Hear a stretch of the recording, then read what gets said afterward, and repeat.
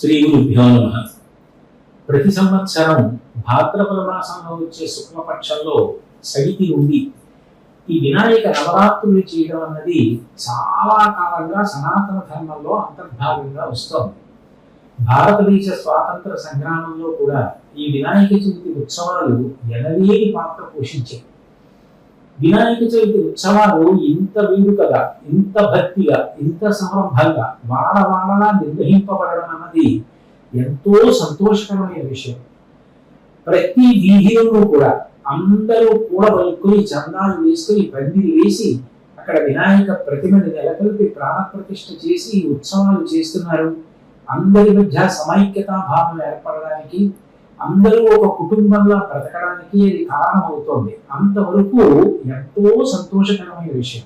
కానీ చిట్ట చివర ఆ గణేశ మూర్తిని నిమజ్జనం చేయడానికి చేసే ఊరేగింపులో కానీ, ఆ ఉత్సవంలో కానీ ఈ మధ్య కాలంలో అనేక అపశృతులు చోటు చేసుకుంటున్నాయి. నేనే ఈ మధ్య ఒక పని మీద కాకినాడలో ఒక చోటు నుంచి ఒక చోటుకి వెళుతున్నప్పుడు ఒక ఆశ్చర్యకరమైన దృశ్యాన్ని చూశాను.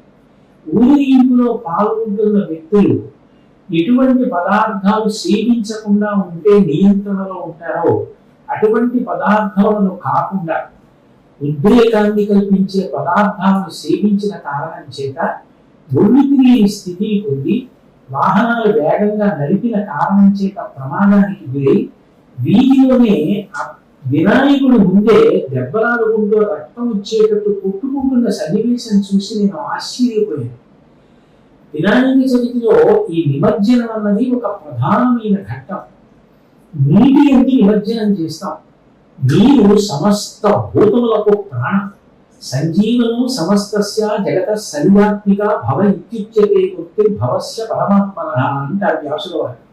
నీటి రూపంలోనే సమస్త ప్రాణుల యొక్క ప్రాణములను భగవంతుడు నిలబెడుతూ ఉంటాడు. అటువంటి నీటిలో వినాయకమూర్తిని నిమజ్జనం చేశాము అంటే దాని అర్థం ఆ నీటిలో ఆయన ప్రవేశించి కలిగిన కారణం చేత సమస్త భూతముల యొక్క ప్రాణశక్తి బాగా నిలబడాలి. రెండు వానాకాలంలో వచ్చిన వరదలలో ఒంటు మట్టి అంతా కొట్టుకుపోతుంటుంది నదులలో. ఇప్పుడు మట్టితో చేసిన వినాయక మూర్తులను నిమజ్జనం చేసిన కారణం చేత అనేక ఔషధీ విలువలు కలిగిన పత్రులను కూడా పట్టుకెళ్లి ఆ నదులలో నిమజ్జనం చేసిన కారణం చేత నీరంతా కూడా కల్మషరహితమై ప్రాణులు త్రాగటానికి వీలుగా తయారవుతుందని, నదుల యొక్క అడుగు భాగంలో ఒండ్రు మట్టి మళ్ళీ పేరుకుంటుందని ఇటువంటి ఈ నిమజ్జన ఉత్సవాన్ని ఏర్పాటు చేశారు. ఇది నిర్వహించేటప్పుడు భక్తి ప్రపత్తులతో నిర్వహించడం చాలా చాలా అవసరం.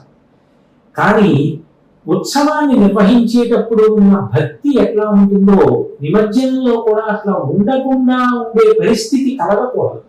ప్రత్యేకించి విపరీతమైనటువంటి శబ్దం, ఇంకా ఎంత శబ్దం అంటే ఆ ఊరేగింపు వెళ్తున్నప్పుడు ఒక వీధిలో ఊరేగింపు వెళుతుంటే అక్కడ వాడినటువంటి ఆ సంగీత పరికరాల యొక్క శబ్దం అన్ని రెట్లు పెరిగిపోయి వినపడేటట్టుగా వాడిన కారణం చేత ఆ చుట్టుపక్కల నివాసం చేసేటటువంటి వాళ్ళలో అనారోగ్యంతో ఉన్నవాళ్ళు కొట్టుబిట్టాడిపోతున్నారు.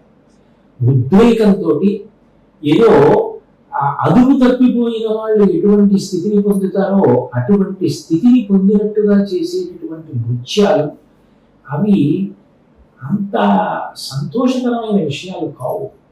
భగవన్మూర్తిని నిమజ్జనం చెయ్యడం, ప్రాణప్రతిష్ఠ చెయ్యడం ఎంత గొప్పదో అంత గొప్పది.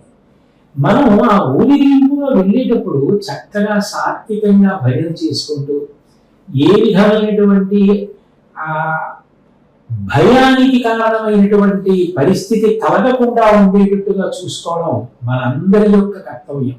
అట్లాగే చుట్టుపక్కల ప్రాంతాలలో పాకలు ఉండొచ్చు, గోశాలలు ఉండొచ్చు, లేదా ఆవిరిగడ్డితో వేసిన పాకలు ఉండొచ్చు, పేదవాళ్ళు నివాసం చేస్తూ ఉండొచ్చు.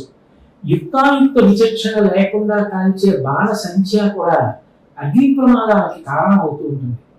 అట్లాగే వాహనాల మీద అసలు ఎంత శబ్దాన్ని పెంచవచ్చో అంత శబ్దం పెరిగేటట్టుగా శబ్ద నియంత్రణకి ఉపయోగపడే పరికరాన్ని తొలగించి అంత శబ్దం చేస్తూ ఒక్కొక్క వాహనం మీద ముగ్గురు నలుగురు ఎక్కి ఒక్కొక్కసారి దాని మీద నిలబడుతూ పెద్ద పెద్ద కేకలు వేస్తూ పాము రహదారి మీద ఎలా పాకుతుందో అలా అడ్డంగా నడుపుతుంటే కొంచెం వయసులో పెద్దవాళ్ళు అటువైపు నుంచి వస్తుంటే భయపడిపోయి రహదారికి ఒక పక్కకు వెళ్ళిపోయి నిలబడి అది వెళ్ళిపోయిన తర్వాత వెళ్ళవలసిన పరిస్థితి ఏర్పడుతుంది. ఇవి నేను చాలా ప్రేమతోటి చాలా సోదర భావంతో చెప్తున్న మాటలు తప్ప ఎవరిని విమర్శించాలన్నది నా ఉద్దేశ్యం కాదు. ఇంత కష్టపడి వినాయక చవితి పందిరి పెడుతున్నారు, ఇంత భక్తితో ఉత్సవాన్ని చేస్తున్నారు, ఇంత డబ్బు ఖర్చు పెడుతున్నారు, ఇన్ని నైవేద్యాలు పెడుతున్నారు, ఇంత సమైక్యతా భావంతో చేస్తున్నారు. చివరికి వచ్చేటప్పటికి నిమజ్జనం దగ్గర మనం కట్టు తప్పిపోవలసిన పరిస్థితి ఎందుకు ఏర్పడాలి? అట్లా ఏర్పడకూడదు. మనకి సంప్రదాయ సిద్ధంగా వచ్చే మంగళవాద్యాలు ఏమున్నాయో చక్కగా అటువంటి మంగళవాద్యాలతోటి, మంచి కీర్తనలతోటి, పాటలతోటి, భజనలతోటి మనందరం కూడా క్రమశిక్షణా భావంతో చూస్తుంటే మనసులో కలిగినటువంటి ఉద్వేగం కూడా మిగిలిపోవాలి. రెండు చేతులు అప్రయత్నంగా పైకి లేచి నమస్కరించగలగాలి. ఆ ఊరేగింపు చూడడం అన్నది ఒక ముచ్చటైన విషయంగా మారాలి. దాని పేరే ఊరేగింపు. అందరూ పందిరి దగ్గరికి వెళ్ళి స్వామిని దర్శనం చేయకపోవచ్చు, కానీ నిమజ్జనానికి వెళ్ళేటప్పుడు స్వామియే ప్రతి ఇంటిలో ఉన్న వాళ్ళని చూస్తూ వెళ్తాడు. ఊరిని ఏగించుగా, ఈ ఊళ్ళో ఏదో ఈ వీధిలో ఈయన ఉన్నాడు, గత సంవత్సరం కొత్తగా వివాహమైంది, ఈ సంవత్సరం నీ అనుగ్రహం చేత కొడుకు పుట్టాడు లేదా కూతురు పుట్టింది అని ఊరిని ఏగింప చేస్తూ స్వామిని తీసుకెళ్లేటటువంటి ఉత్సవం. అది ఎంతో భక్తి శ్రద్ధలతో ఉండాలి.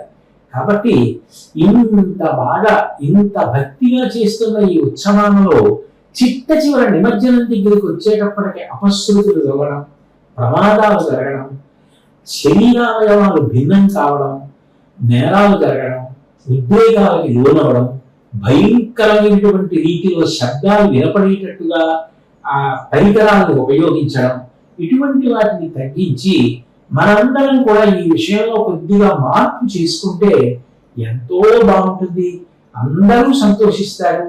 కాబట్టి నేను ఈ చూసిన వరకు సమాజ శ్రేయస్సు కొరకు అందరూ బాగుండాలన్న ఉద్దేశ్యంతో కేవలం ప్రేమ భావన తప్ప ఎవ్వరిని విమర్శించడం నా ఉద్దేశ్యం కాదు. ఒక మంచి మాట చెప్తే తిరిగిన వాళ్ళు ఎవరైనా ఉంటే తెలుసుకుని దిద్దుకుంటారన్న ప్రేమతో నేను ఈ మాటలు చెప్తున్నాను.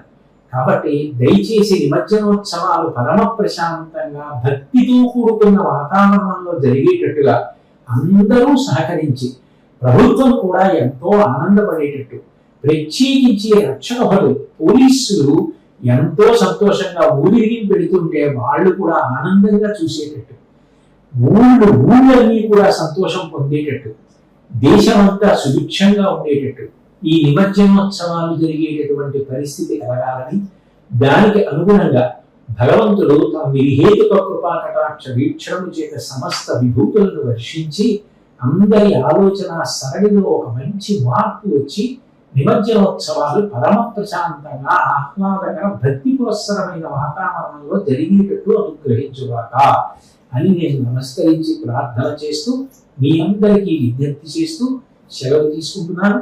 స్వస్తి.